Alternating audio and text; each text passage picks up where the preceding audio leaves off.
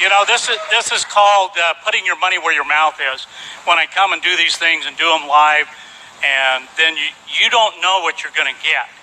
You know, so they asked me to do the brain maps on some people that were having the bars done, and it's like, okay, that's good. You know, I'm open.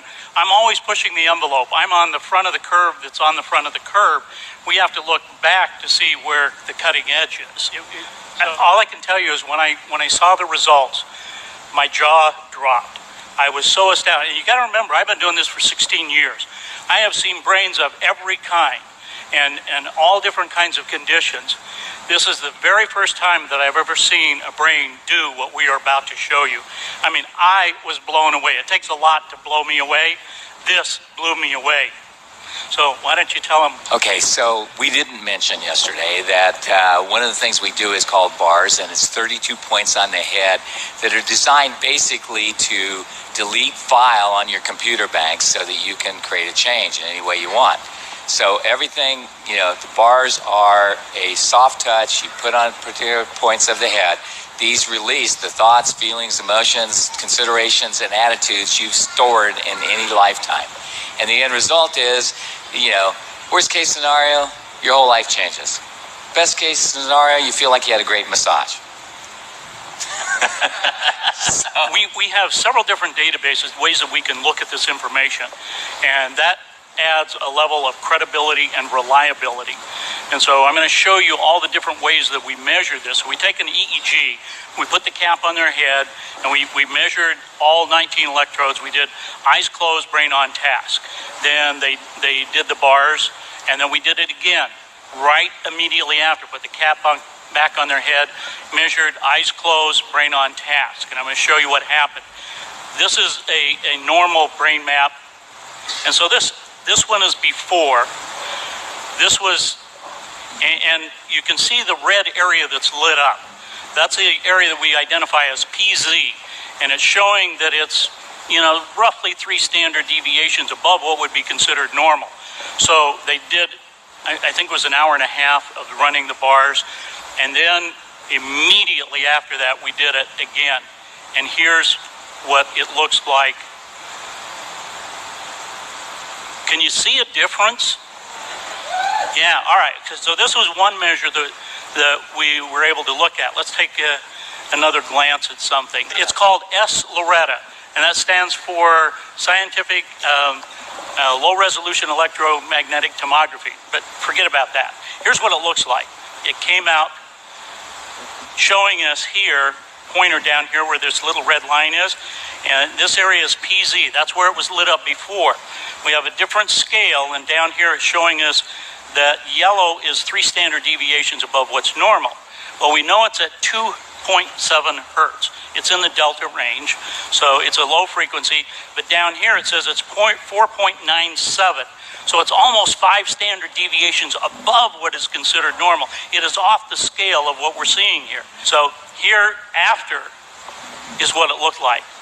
See, you can see the dark color here is the normal range. It's also saying that the change happened at 2 hertz. Okay, well, that's all well and nice. There's another part that we look at here that is called the S-Loretta part here. And it gives us a triangulation. So we have what's called an x-axis, this black line here.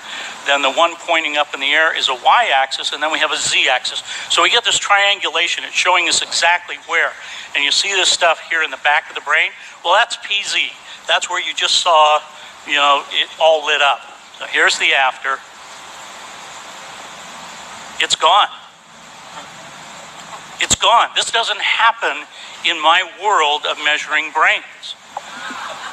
Not in a matter of a few minutes. Now, being the scientist I am, that's not good enough for me. That's great, but I want to see it in action. You want to see it in action? Yeah. For real? All right. So here's the brain, the area PZ that we're looking at there. And you can see the red coming in and out, that sort of thing. This is the playback of the EEG. So we've taken her eyes closed EEG, and we're now playing it back. So I went through and pulled out the pieces that I wanted to show, and I said, okay, make this little movie for me and show it. Now let's look at the after as well. Okay, so here's the after. All right, so that's the after. Let's go to the before. You see it? There's the before. We see all the red there. Then afterwards, we see this. All right. Is blue good? Now, being the scientist that I am, What does the red mean, Jeff? the red means it's 4 standard deviations above what's considered normal. It's just very, very active. Okay, it means activity. Okay, got it. Right. Thank you. So we could get into what kind of activity. It's just very, very active, and it's dealing with focus, concentration, and attention. Okay? So this means the brain's doing this. Okay, that's a scientific term. Okay. Thank you. I like that All right. one. I like that term. All right. So being the scientist I am, that's not good enough for me. I want to see the whole picture, okay? You can see the little heads up here, and this one right here in Delta. We're going to watch that as it plays through the sequence of events here. Additional things that are down here that we're looking at are coherence. Coherence is how the brain processes information. Okay, thank you. So there is a hypocoherence and a hypercoherence. The blue here indicates that we have a hypocoherence. So what we're seeing happen is the brain is just doing its normal thing. So the phase and the coherence is what allows that higher level of consciousness. So in measuring thousands of advanced meditators over the last couple of years and talking to them and looking at their brain maps, we've been able to determine that this relationship between phase and coherence is very important.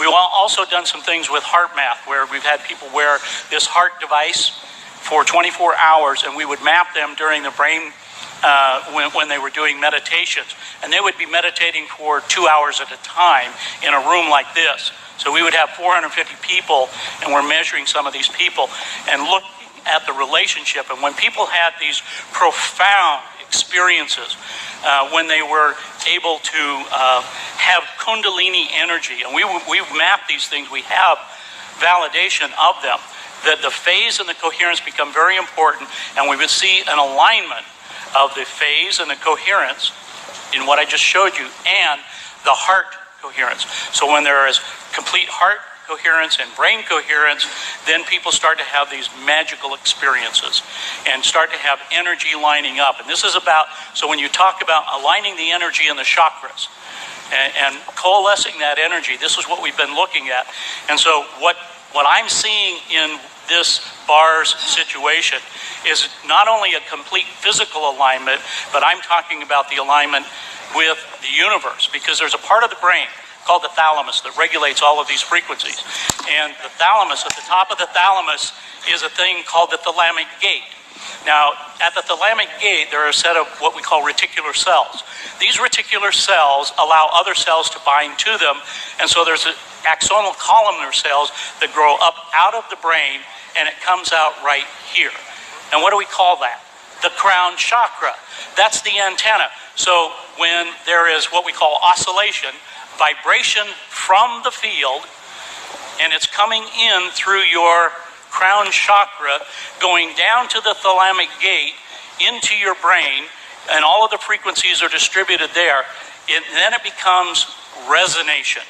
The cells in your body are resonating with that energy. So when you have a thought, where does it come from?